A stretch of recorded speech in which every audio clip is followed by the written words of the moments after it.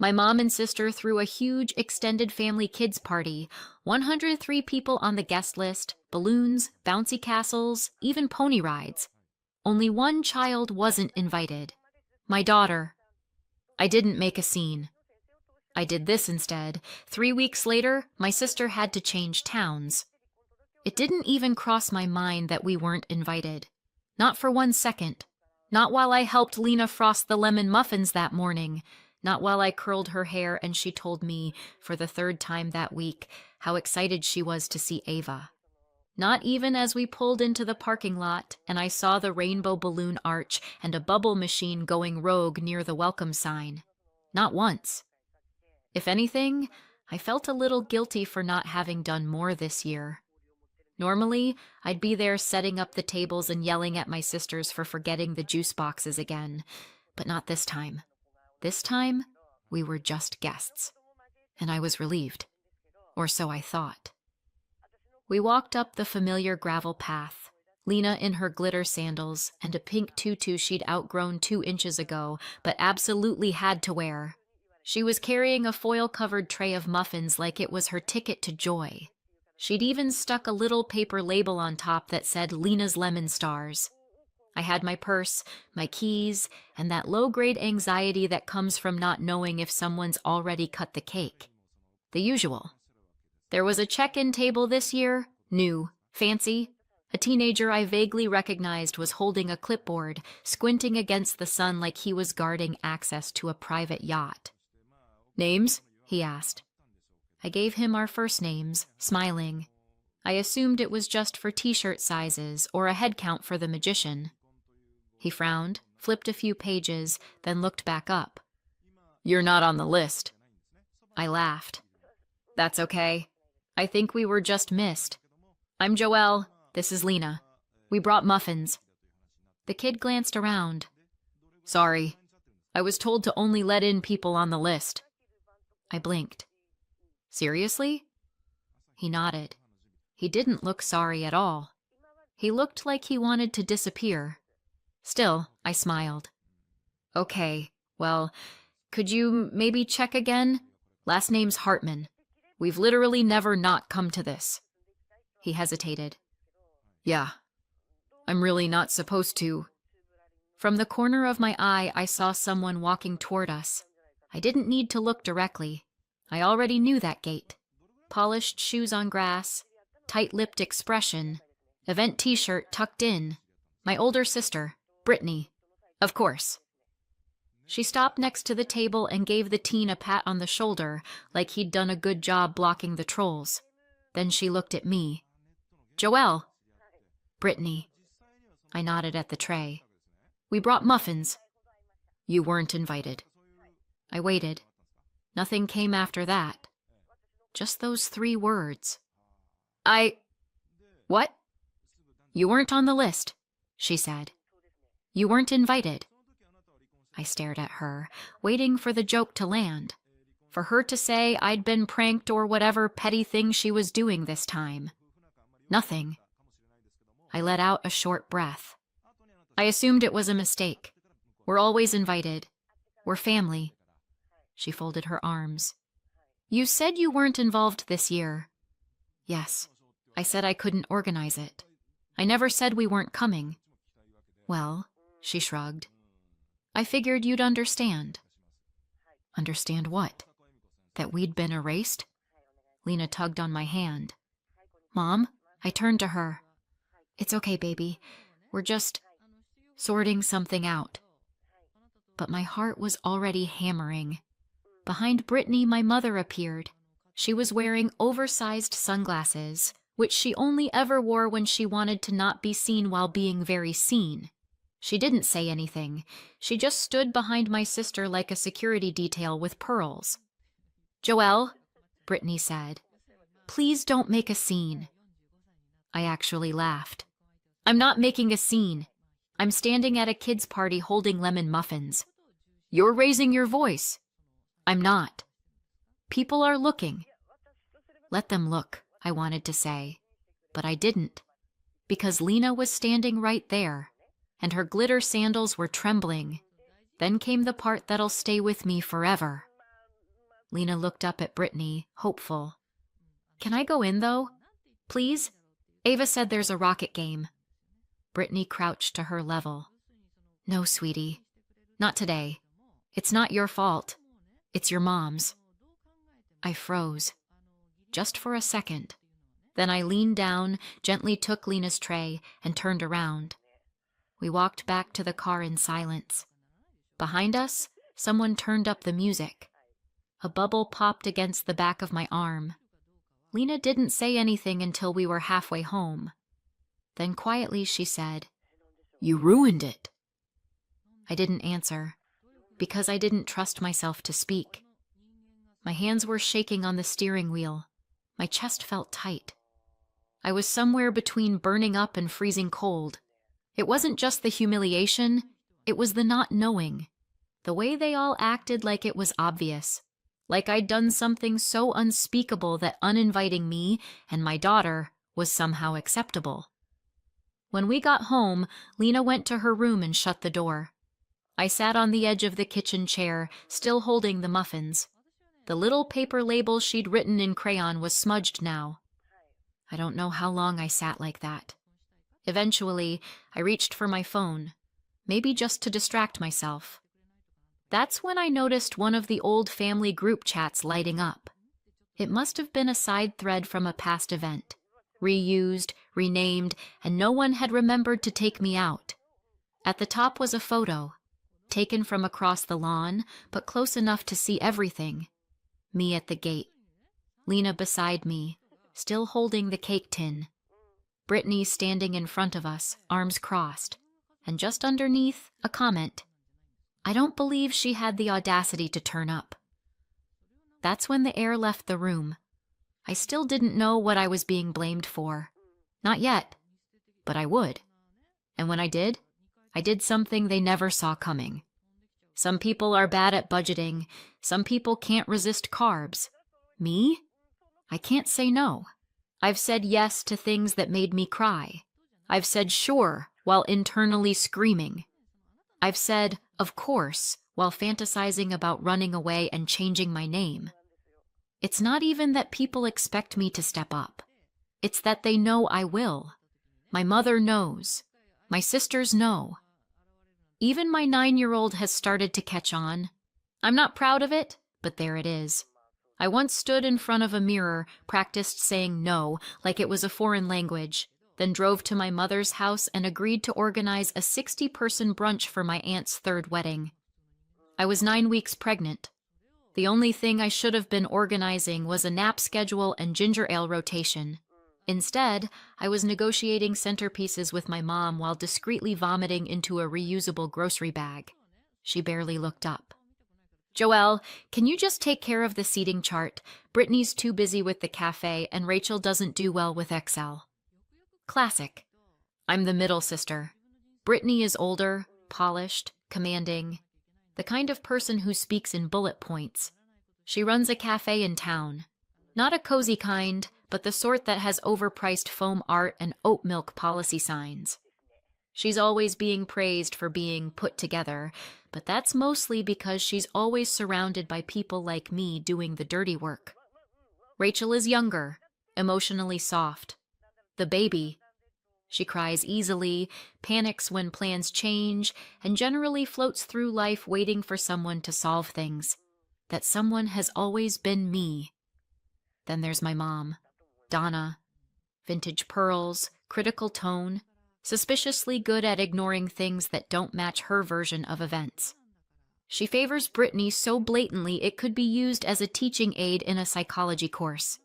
Brittany can do no wrong, even when she's actively doing wrong. Rachel gets babied. And me? I'm useful. That's not bitterness. That's logistics.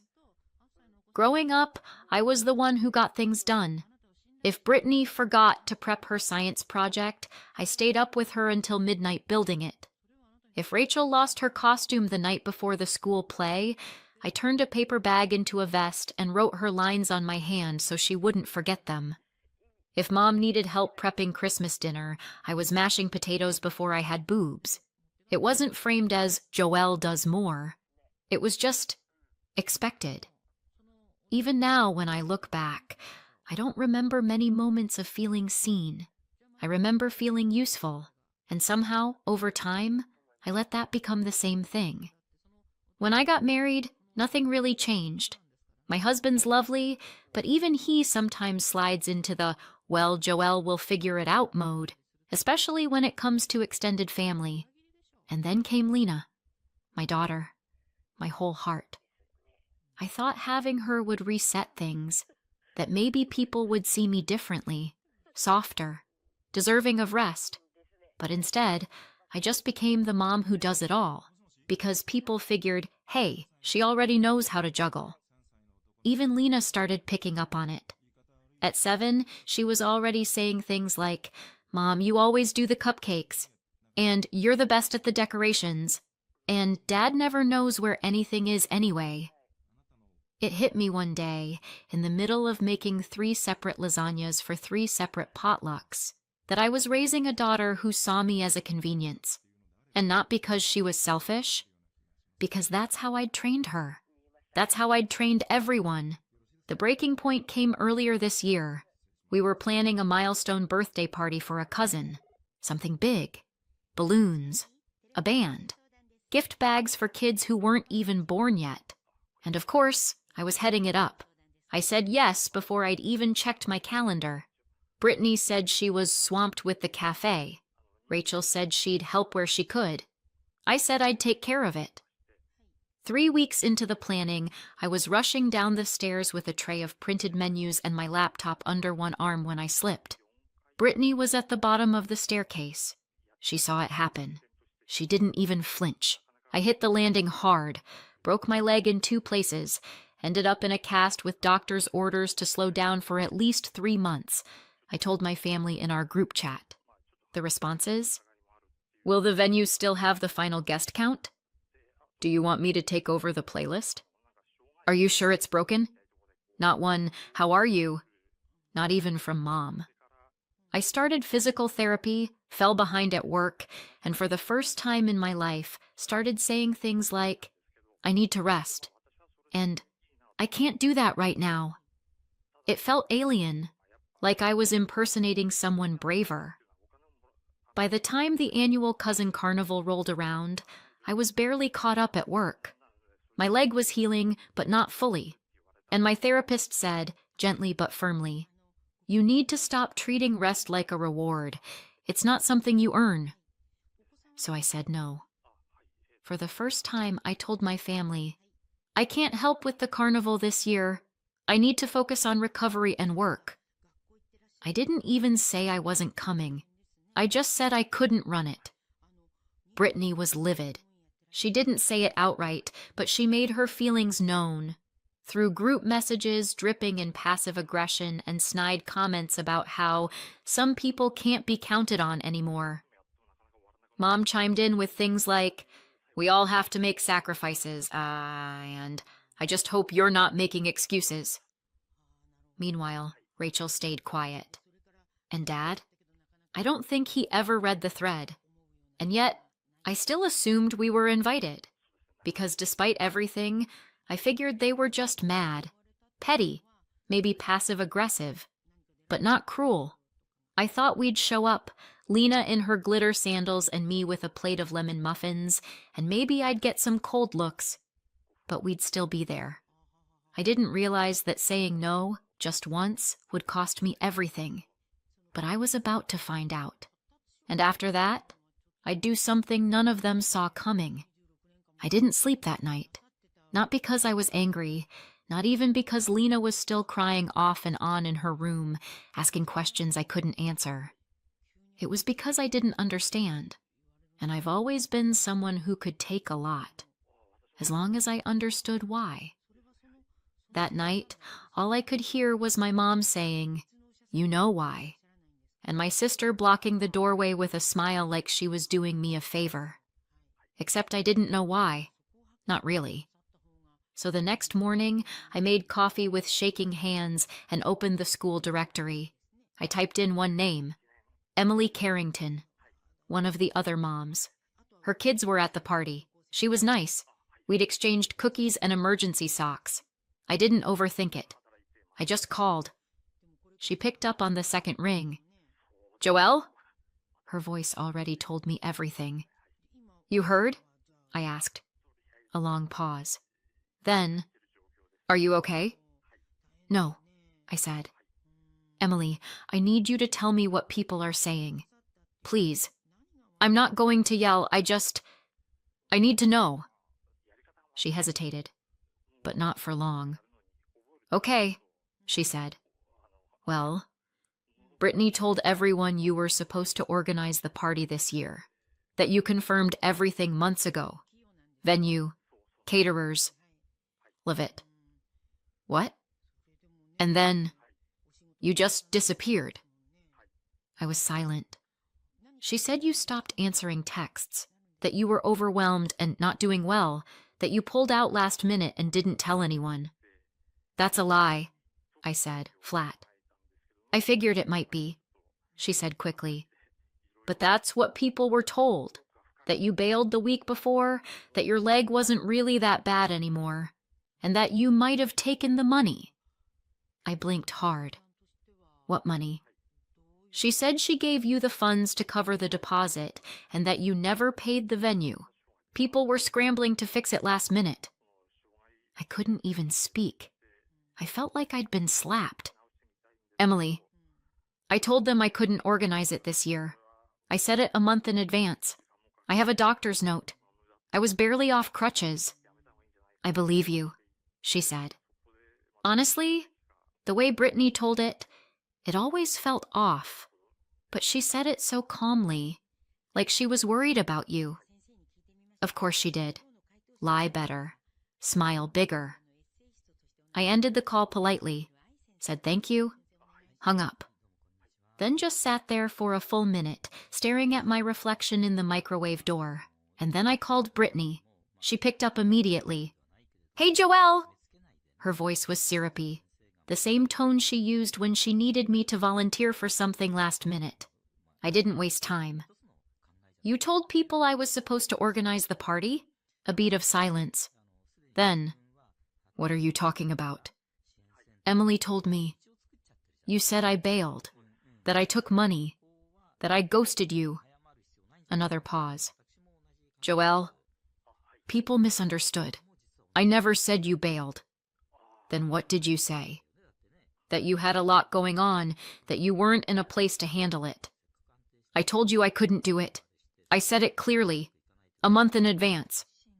You've never said no before, she snapped, suddenly sharp. There it was. You assumed I'd show up anyway? I said.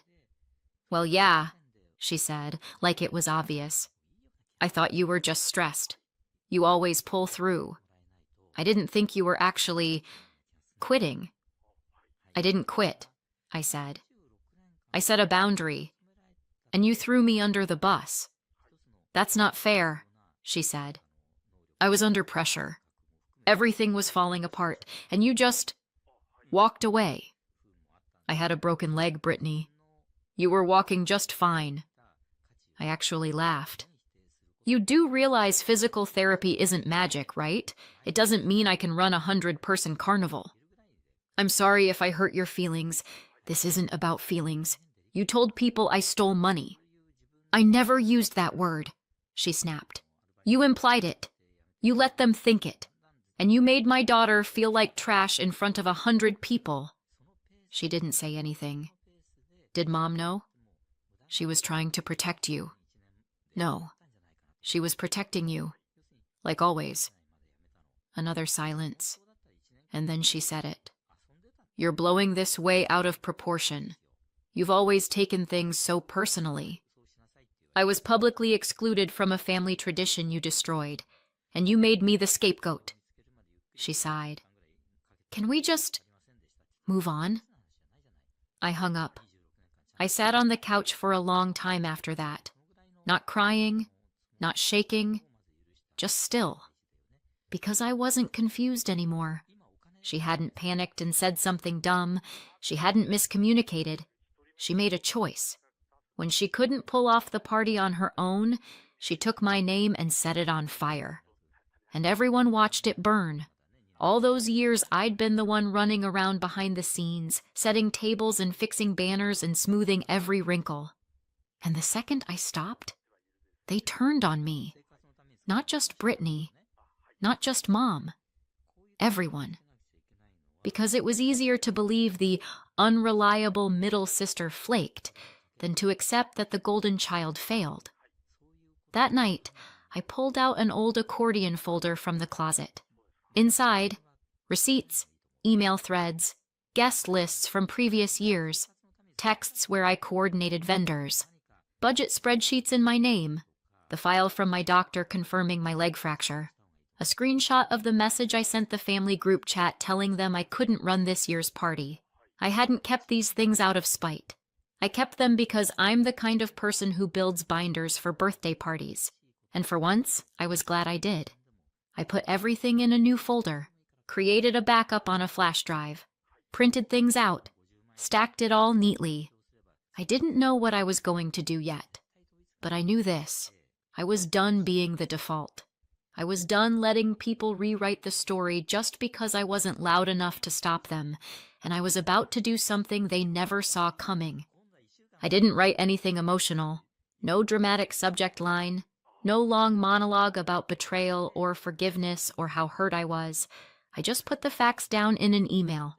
Short, cold, bullet point clear. The subject line was, "Clarifying Misunderstandings, Joelle Simmons." I attached screenshots of the group chat where I said clearly that I couldn't organize the party this year, a PDF of the doctor's note about my fractured leg, the recovery timeline, and my physical therapy schedule. Receipts showing I had already transferred my financial contribution to Brittany a full 5 weeks in advance. Photos of past planning documents with my name as the only contact listed for every vendor year after year. A time-stamped screenshot of her message saying she'd get back to me with venue info, which she never did. I CC'd it to the extended family list, over 100 people, including several parents from Lena's school, a few teachers, and of course Brittany and my mother. Then I hit send, then I shut my laptop, then I waited. It took less than 15 minutes. The first response was from our cousin David. "Jesus Christ." The second was a text. I had no idea. "I'm so sorry, Joelle." I believed her. "I'm embarrassed." Then a parent from Lena's school messaged me. "We'd love to have Lena over for a play date. My kids were really upset when they heard what happened." And then it just kept going. People had questions. People wanted to know how Brittany thought she'd get away with this. How long had she been doing this kind of thing? Was this just a one-time panic move, or had she always been this calculating? A few even started talking about her on the town parent forum, not anonymously, by name. Joelle didn't deserve what happened at that party. Her daughter didn't deserve it either. I don't know how you come back from that. And that's when the cafe started emptying out. It didn't happen all at once. No boycott, no picketing, just silence. No foot traffic, no moms with strollers, no teacher book club meetups on Friday afternoons, no Instagram stories tagging their signature cinnamon croissants. And Brittany noticed. Fast. By week 2, she had taken down the "now hiring" sign. By week 3, she stopped posting to social media. By week 4, I heard from a neighbor that she was trying to sublease the space. Mom didn't call until the end of week 5. I let it go to voicemail the first time. She left a message that started like she was checking in. "Hi, honey. Just wanted to see how you were doing," and ended with, "It's really gone too far. You need to fix this before your sister loses everything." I didn't call back, so she showed up. It was a Thursday afternoon. I was folding laundry and listening to a podcast about salamanders because that's what it takes to not think about your mother showing up on your doorstep uninvited. Lena was still at school. The knock came like it always did. 3 fast taps, then 1 long pause. I didn't need to look through the peephole. I knew. I opened the door and stepped outside, blocking the entryway.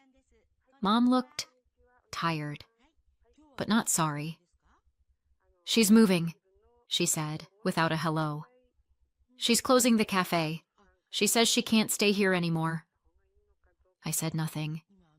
"She's your sister." Still nothing. "She made a mistake, Joelle. We all have. But what you did, you humiliated her." I raised an eyebrow. "What I did was tell the truth. You could have done it privately. You could have defended me, but you didn't. She needed help. So did I. I had a broken leg and a kid crying in my car while you both told me to leave."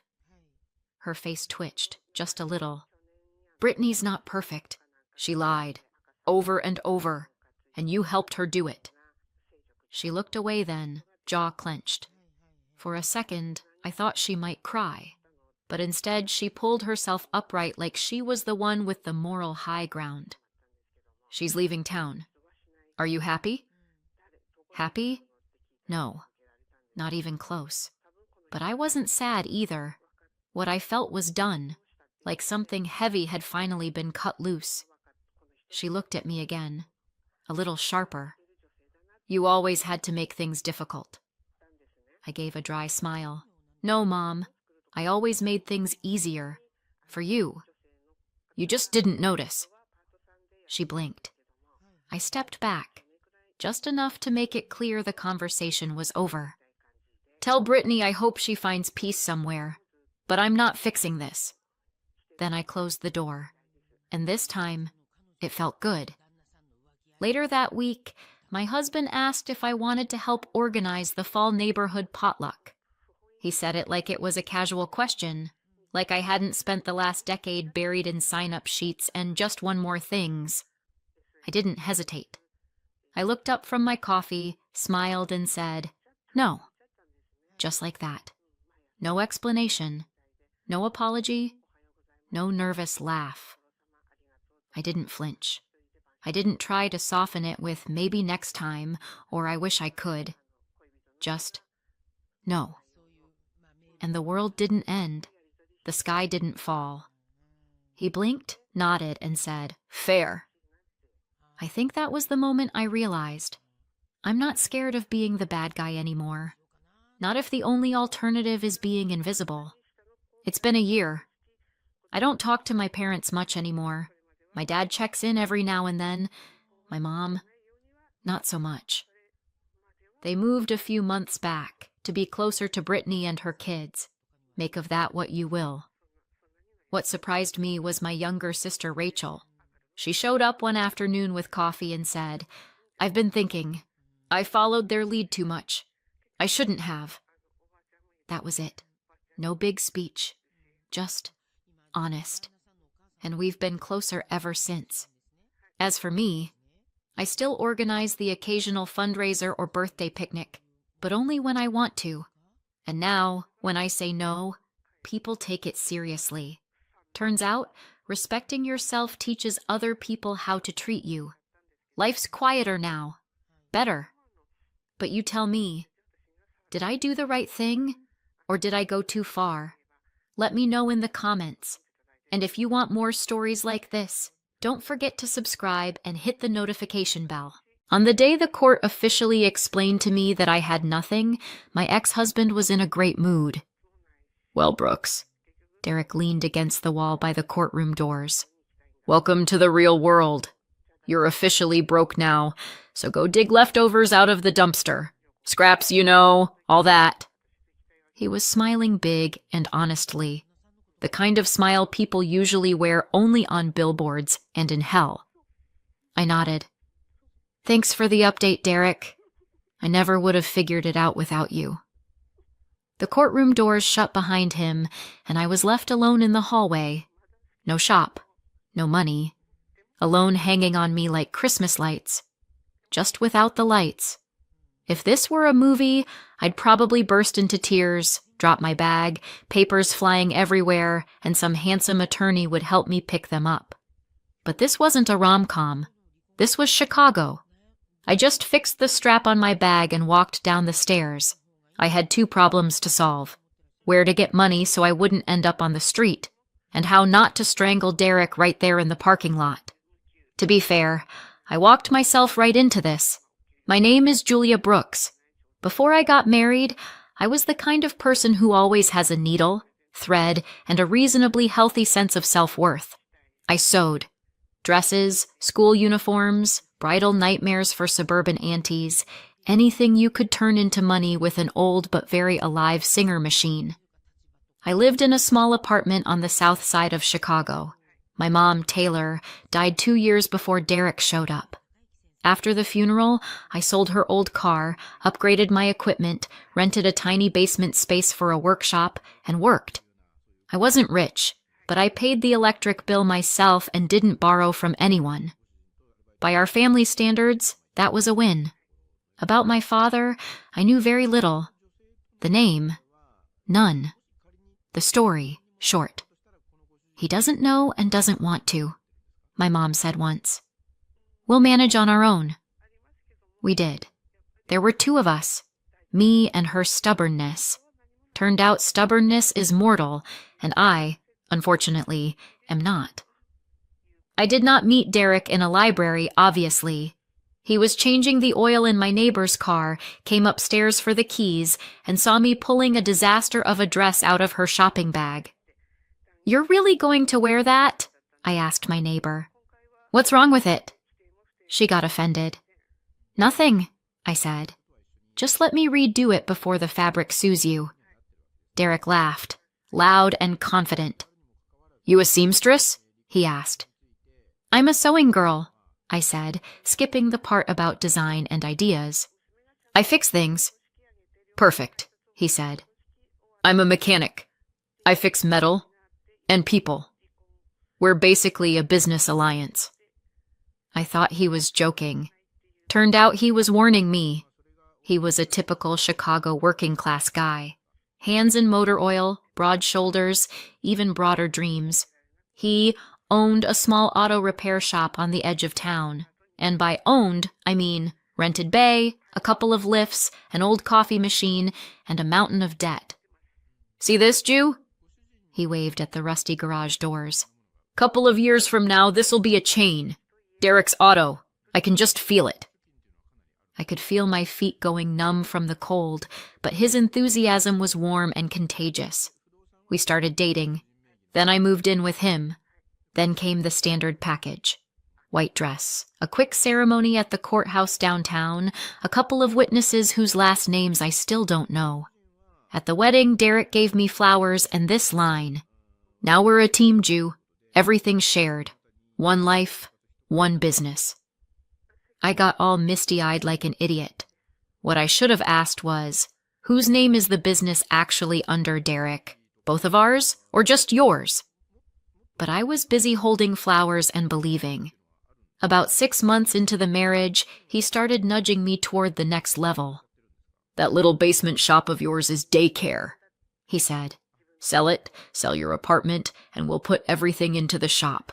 I'll put up a sign. We'll expand, get new equipment. You'll be in the office handling paperwork.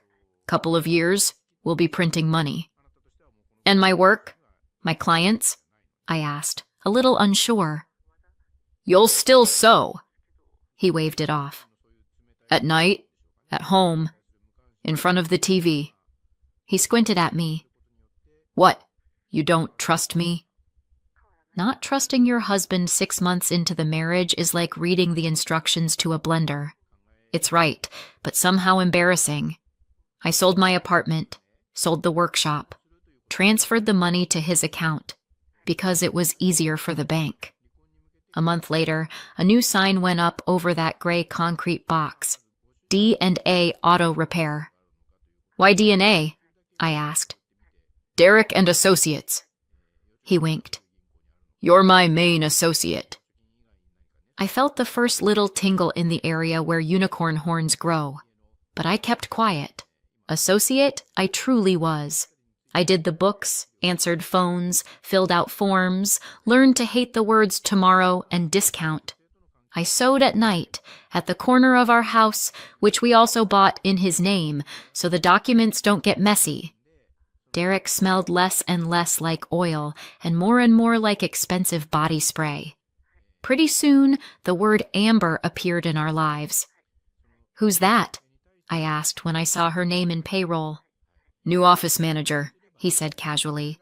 "You yourself said you can't keep up alone." I hadn't said that. I'd just once fallen asleep face first on an invoice. Amber was young, flexible, and deeply invested in the shop's success. In tight dresses and heels, obviously. She sat in the office, laughed at his jokes, and her bonus package clearly wasn't just financial. I tried not to be jealous. After all, Derek was my husband. He promised me one life, one business. Apparently both of those could be shared with someone else. The moment I realized this wasn't just paranoia was the night he came home at 2 a.m. He smelled like cheap booze and someone else's perfume. You can recognize that even in the dark. "Had a problem, client," he muttered, tripping over the threshold. "Did the client have a name?" I asked. "Amber?" He froze for half a second. "You're gonna start again?" Derek sighed. "Jew, I'm working. For us. So you don't have to count every penny." I was already counting. Not pennies, anti-anxiety pills. I actually heard how bad it was from a cab driver. "My name's Julia. I attract cab drivers like a magnet." That day I was coming back from the bank, where a woman in glasses politely explained to me that there was no way I was getting a small business loan to expand my sewing because I have, surprise, no official income. "So everything's in your husband's name?" she asked. "On paper. Yeah," I said. I walked out of the bank and saw a yellow cab. Old car, Illinois plates, the driver in a baseball cap with a tired but kind face. "South Side, please," I said. "Oh, over by Derek's shop?" He perked up. "I drive people there all the time." I flinched. "You know him?" "Well, I know who he is." The driver shrugged. "Loud guy, always with that girl. You know, his manager, Amber. They make out at the doors, think no one can see them." He noticed how pale I'd gone. "You work with him?" "You could say that," I said. "I live with him." Silence dropped in the car, thick as exhaust. "My name's Peter," he said a minute later. "But everyone calls me Uncle Pete. If you ever need a ride somewhere, not home, just say so." I nodded, not trusting my voice. A week later, I decided to check. I got to the shop early before opening, used my own keys. The office door was locked from the inside, but I could hear laughter. Amber's laugh, sharp, high, like she was getting paid per giggle. I knocked. Silence. Then a rustle. Something hit the floor. Someone hissed. I opened the door. Short version. Yes, Amber was at work. Derek was too. Half their clothes were taking a break on the chair. I looked at them. They looked at me. "Oh, Jew," Derek exhaled. "This isn't what you think." "No?" I asked politely. "Then by all means, keep going. I'll think of something else." Amber shrieked, grabbing a folder of invoices to cover herself. I closed the door, walked out to the bays, called Uncle Pete. "Can you pick me up?" I asked. "Sure," he said. "Home?" I looked up at the D&A auto repair sign and finally saw what had been there from day one. Derek and Amber. "No," I said. "Not home." Uncle Pete had a small house on the edge of town, and a mom, Rita, with kind eyes and a habit of baking way too much. "Room's free," she said, when Pete brought me in with one suitcase and a face not suitable for mirrors. "If you want, stay. Pay when you can."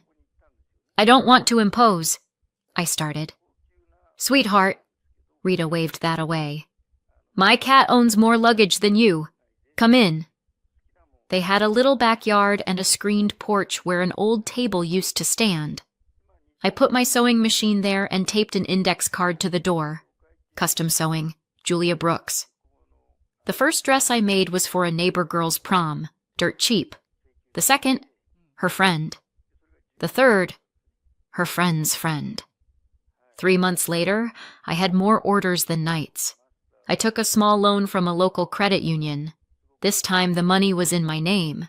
I officially didn't really have a husband anymore anyway. The divorce dragged on like an old elastic waistband. Derek's lawyer was smooth, expensive, and very sure of himself. Mine was a tired legal aid attorney with the eyes of someone who's seen everything and is no longer impressed. "Do you two co-own the business?" I asked him before the hearing. "On paper, no," he said. "The LLC is registered only under Derek's name." "But I gave him all the money!" I almost shouted. "My apartment, my workshop." "Do you have a loan agreement?" he asked calmly. "No, I'm his wife. I trusted him." He just sighed heavily. "Then it looks like a gift to your spouse. I'll try, but don't expect a miracle from this court." There was no miracle. There was Derek, though, as confident as ever. A couple of months before the divorce, he'd opened a new company in Amber's name, moved over the equipment, client base, and lease contract. The old company in his name was now an empty shell with debts. In court, his lawyer spread his hands. "Your Honor, there's essentially no marital property to divide. Only the outstanding loan, which is solely under Mrs. Brooks' name. Mr. Brooks himself is barely staying afloat." I listened and thought that if hypocrisy could be bottled, this man would be a billionaire. The judge tapped the gavel. "So," he said, "Mrs. Brooks remains responsible for the loan. No divisible assets have been identified." Derek's smile just got wider. That's how we got to his little dumpster speech. I walked out of the courthouse. It was hot and humid. One of those Chicago days when the asphalt smells like rubber and the air smells like other people's sweat. I didn't want to go home. Home meant Uncle Pete and Rita and their cookies and sympathy. I was not ready for warm words. I wanted something quiet without people. I walked to the nearest park, sat on a bench, bought a flimsy plastic cup of coffee from the kiosk, the kind of coffee that hates everyone and is ready to burn each person personally. I watched kids run around, a dog chasing a frisbee, a woman in a business suit fighting with someone over the phone. I just started to think that life, sure, is a horrible thing, but at least the free circus around me. And then an older woman sat down on the other end of my bench. She was the kind of woman you spot instantly. Neat haircut, expensive suit, sensible flats that were clearly not from the clearance rack. Silk scarf. A bag my loan would be ashamed to stand next to. She exhaled and shut her eyes. Her hand trembled, and her purse almost slipped off her arm. "You okay?" I asked automatically. "It's just the heat," she said. Her voice wavered. "And age? Very inconvenient combination. Want some water?" I handed her my bottle. She took it, took a couple of sips. "Thank you," she nodded. "I'm Margaret." "Julia," I said. "Do you come here often?" she asked. "Today's my first day here as an unemployed person," I answered honestly. Margaret looked closer. She had that look of someone used to evaluating people as assets. "Are you worth dealing with, or should I just call my lawyer?" "Rough day?" she asked politely. "Let's call it an optimization day," I said. "The court just informed me I officially own nothing, except a loan." She snorted. "Oh, believe me, sometimes nothing is a luxury. Having a pile of problems is a lot worse." She lifted the bottle to hand it back to me, and froze. My sleeve had slid up a bit, and the small birthmark on my wrist was visible, a tiny spot in the exact shape of a heart. "Oh my God," Margaret whispered. "That? What?" I automatically covered my wrist. "It's just a birthmark." She stared at it like I'd pulled a grenade out of my bag. Sorry, she said finally. It's just, my son had the same one, in the same place. I tried to smile. I have a few things in common with my ex-husband too, I said. For example, we used to have the same last name in the documents while sharing 0 assets. She didn't smile. She kept looking at my hand, then quietly asked, Your mother, what was her name? Taylor, I said. Taylor Brooks. Before that, she didn't like talking about her last name. She grew up in foster care. In which state? Illinois. Then she got a scholarship, went to college, met some rich kid, got pregnant. He freaked out. I shrugged. The usual. She walked away and didn't tell anyone anything. Margaret shut her eyes. Right there on that bench in a Chicago park. When she opened them, she looked 10 years older. And you never knew who your father was? She asked softly. Honestly, I didn't want to know, I said. If the guy once chose I don't want this, why would I give him a second shot? She nodded, slowly. Then she pulled herself together, put on some kind of familiar businesswoman mask. Julia, you said you're unemployed? I'm a seamstress, I clarified. Right now without a workshop. But the machine's alive, so I guess I am too. Do you give out business cards? I snorted. I ran out of cards, but I do have a pen and a receipt. I wrote my name and number on the back of the kiosk receipt and handed it to her. Here, in case your wardrobe also needs optimizing. Margaret took the scrap of paper carefully with 2 fingers, like it was thin ice. Thank you, Julia, she said. I may really need your help. I found out who she was a couple of days later. My phone rang just as I was fixing a zipper on a dress, and Rita's cat was trying to steal my pins. Miss Brooks? A man's voice asked. This is the secretary for Ms. Margaret Harlow. She'd like to invite you over for a fitting. I looked around at my makeshift porch studio and at the dress hanging above the microwave. Ms. Harlow is who? I asked carefully. Harlow Group. Real estate construction. The voice clearly assumed that not knowing them in Chicago is like not knowing it snows in winter. Would tomorrow at 3 work for you? I glanced out the window. Uncle Pete was bent over his car again. 3 works, I said. Margaret Harlow's mansion sat in one of those quiet, 2-green neighborhoods where the grass is trimmed better than the bangs I cut. At the gate, a security guard named Sam and a huge dog that looked like a small bus met me. He doesn't bite? I checked as the dog sniffed my bag. Only if you're the IRS, Sam said dryly. His name's Kraken. Perfect. I'm broke. And the rich lady's dog is named after a sea monster. The symbolism writes itself. Inside, the house looked the way heaven probably looks for interior designers. High ceilings, art, rugs, chandeliers, staircases designed to make you feel underdressed. Margaret was waiting in the living room. Different suit, different scarf, same eyes. Julia, she nodded. Thank you for coming. There was a dress on the coffee table. Expensive fabric, terrible cut. Rich people have this weird habit of cheaping out on the things they wear all the time. I want you to save it, Margaret said. It's very dear to my heart, much dearer than the designer who ruined it. We discussed darts, length, sleeves. I tried to sound like a professional, not like a girl who'd just stepped into a place where a square foot of floor costs more than my old apartment.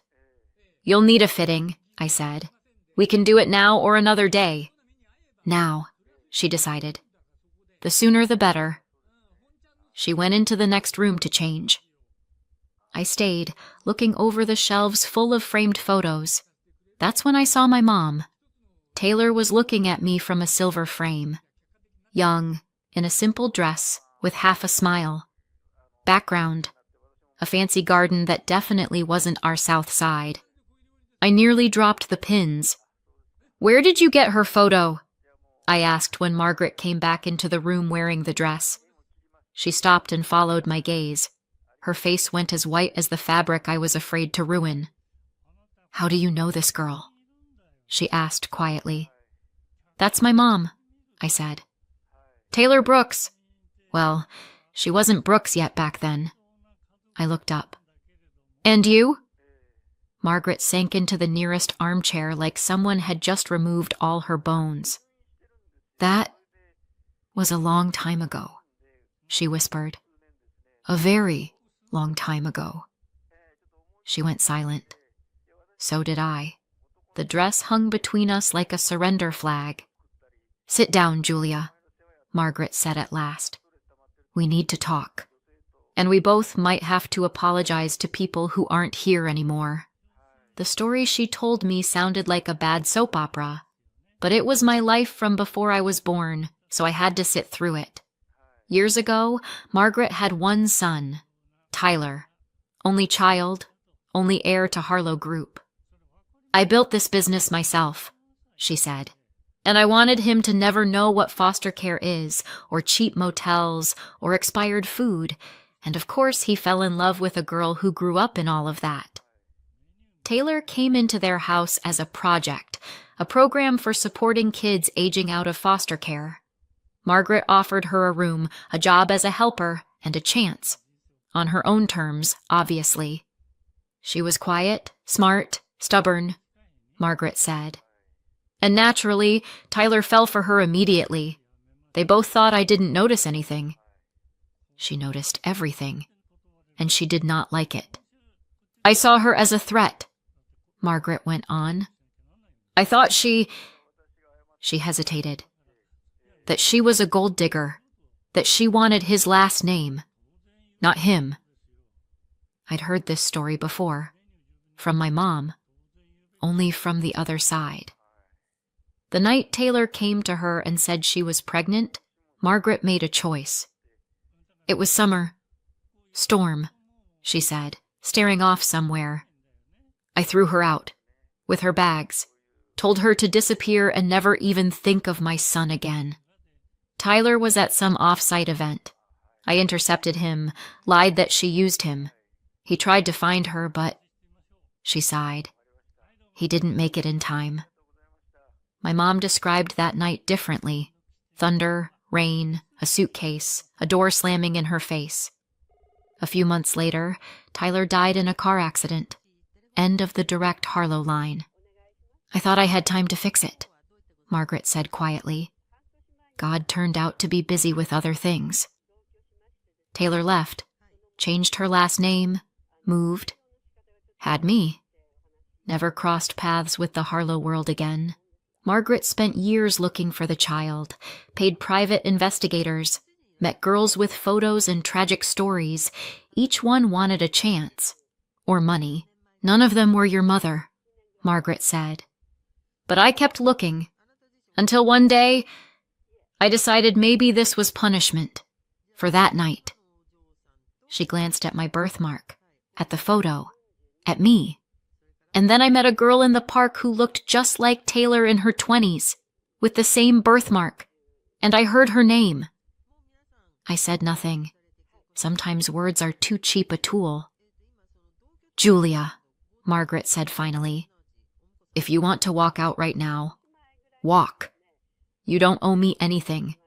I made way too many wrong choices to have the right to another chance." "So," I said slowly, "you threw my pregnant mother out into the street. She grew up in foster care, killed herself working just to survive, then dragged me up alone. Your son, my father, I guess, died without ever knowing I exist." "Yes," Margaret said. "That's about right. And all this time you've been searching for me, sometimes handing money to scammers?" "Yes," I exhaled. "You know, if someone told me this story in a Walmart parking lot, I'd assume it's a scam." "I can do a DNA test," she said quietly. "If you want." I looked at my mom's photo, at my reflection in the glass, at my birthmark. Let's do it, I said. Not because I don't believe you. I just want at least one thing in this story to be correct on paper. The DNA test took a week and gave us what was already obvious: 99.99% match. Margaret Harlow was my biological grandmother. Her son Tyler, my father. My life wasn't a random glitch. It was the result of one very specific scandal.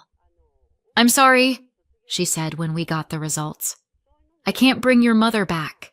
I can't give you your father, but I can at least not make the same mistakes again. I'm afraid repeating them would be tough, I said. I'm not pregnant by your son. He's dead. And you're not the woman who kicks pregnant girls out into the rain anymore. She gave a small, sad smile. I'm still that woman, Julia. I just can't afford rain like that anymore. She did something I didn't expect. I want you in Harlow Group, Margaret said. Not as some girl I'm helping, as my heir and partner. You're talented, smart, and you know how to work. That's first. Second, I never wanted my business to go to strangers. She looked me over carefully. And third, honestly, it pisses me off that my granddaughter is stuck with a loan because she trusted an idiot. That at least I can fix. Within a month, my loan was paid off. Within 3, I had a small but very real studio in a good neighborhood with a sign, Julia Brooks Atelier by Harlow Group. 6 months later, I was sitting in conference rooms with lawyers and accountants, hearing words like share, equity, valuation, and understanding at least half. Margaret was not some sentimental cereal commercial grandma. Don't think I'm doing you a favor, she said. You're useful to me too. Otherwise, all this goes to people who don't even know which end of a needle is sharp. That was her weird version of love. I was learning to take it. Alex came along almost casually. This is Alex. Margaret introduced him at one meeting. An investor, and possibly the person who'll teach you not to be afraid of numbers. He wasn't a mechanic, already a plus. He didn't promise me one life, one business. He showed me spreadsheets and asked questions that didn't make me cry. They made me want to Google things. We worked together, then we started getting coffee. Then we stopped pretending it was just work. I can't promise I'll never disappoint you, Alex said bluntly. But I can promise that if I decide to act like an ass, I'll tell you first, and then my lawyer. Best marriage proposal I'd ever heard. We had a simple wedding, no fireworks, a small party with people who actually know my middle name. A year later, we had a son. What do we call him? Alex asked, while I, wrecked and happy, held a tiny bundle. I looked over at Margaret. She was standing by the hospital window, gripping the frame like it was the only thing keeping her upright. Tyler, I said. Let at least one Tyler in this family grow up knowing he has a dad who didn't run. Margaret turned away, pretending to watch the parking lot. Really, she was watching her mistakes melt away in that tiny pink face. I didn't think about Derek much. Almost. Bits of news floated by on their own. Chicago's big, but rumors travel fast. Amber opened her own shop near the old one. Derek fought with his partners. They're in trouble with the IRS. I think Amber left him for some lawyer. I listened, then went back to my life. I sewed. I negotiated. I drew up growth plans with Alex. Evenings I fed Tyler, and on Sundays I'd go with Margaret to the cemetery, to her son's grave, my father's, the man I never knew but somehow still ended up looking like. He was stubborn, Margaret said once, straightening flowers. Like you, and like your mother. Perfect, I said. So Tyler had literally no chance of being born easy. We laughed, sometimes for real. 3 years after that court day when they officially promoted me to broke, I was standing behind the bar in our own small restaurant. Yeah, a restaurant. Alex had said one day, if we've already dressed half the city, let's at least feed the neighborhood. We found an old corner space, gutted it, opened a cozy place selling simple food and good wine. In one corner, we had a glass case with a couple of my dresses. Margaret insisted, "The world needs to see who the real star is here." Tyler sat in his high chair, gnawing on a piece of white bread and dropping it on his lap every few minutes. I was wiping the counter when the door opened and a man walked in who I once thought was my team.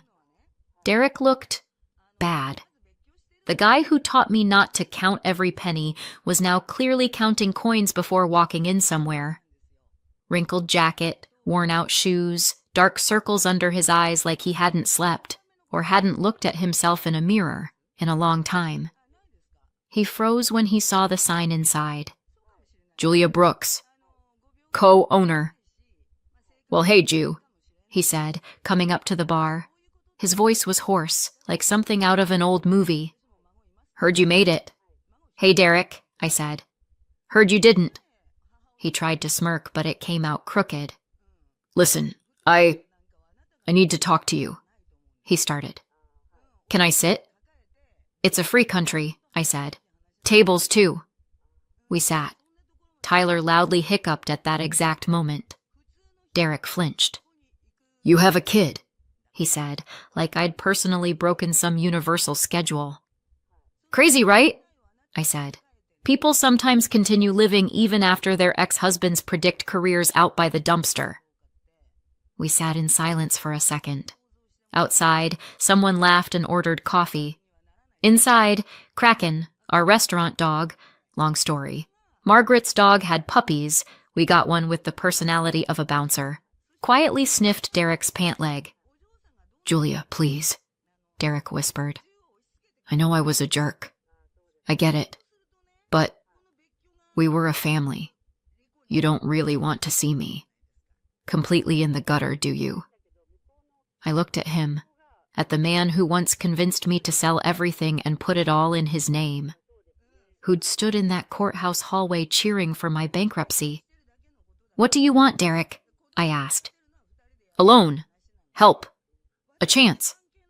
I'll bounce back. Pay you back," he faltered. "Or at least not starve to death." Tyler chose that moment to drop another chunk of bread on the floor. Derek jumped again. "You named him Tyler," he said, like the universe had really gone off script. I shrugged. "We have a family tradition of making mistakes and then correcting them," I said. "He's part of the correction." We went quiet again. Kraken scooped up the fallen bread, then settled down by my feet, still eyeing Derek thoughtfully. "Julia, come on," Derek tried again. "You're rich now. You've got a restaurant, your millionaire grandma, your investor. You really can't help your ex-husband out?" That was the moment the universe had probably been working toward this whole ridiculous time. The man who once told me to go eat out of dumpsters was now begging me for crumbs. I looked at Tyler, at his little hands, at the crumbs on the table, at Kraken, faithfully catching every piece that hit the floor. "You know, Derek," I said quietly, "when you stood in that courthouse hallway and explained I'd be digging for scraps, you weren't completely wrong." He looked up at me. "Yeah, those first couple of months were rough, but then I realized something. The dumpster wasn't me. It's the people who send others there." I leaned a bit closer. "I'm not your bank, Derek. I'm not a charity. I'm the woman who trusted you once and paid way too high a price for it. I'm not paying twice." He opened his mouth, then shut it again. I stood up. "If you want food, the menu's at the bar. Prices are for people who pay for themselves. If you want to talk about life, find a therapist. If you want money," I shrugged. "Try out back. There's a dumpster. Maybe you'll have better luck with it than I did that day." Kraken gave a soft bark, like he agreed. I picked Tyler up. He snuggled into my neck, warm and heavy. Alex waved at me from the end of the bar, just finishing a call with a supplier. "Everything okay?" he asked when I walked over. "Yeah," I said. "The past tried to take out a loan. I declined." He smiled. "Margaret, sitting at a corner table with a glass of white, looked up and gave me the slightest nod. I walked past Derek without looking back. This time, no man was following me, holding car keys and promises of one life, one business. I already had my own life, my own business, my own kid, and not a single dumpster on my way. Thank you so much for watching. If you enjoyed this story, please subscribe, hit the like button, and leave a comment. See you in the next video.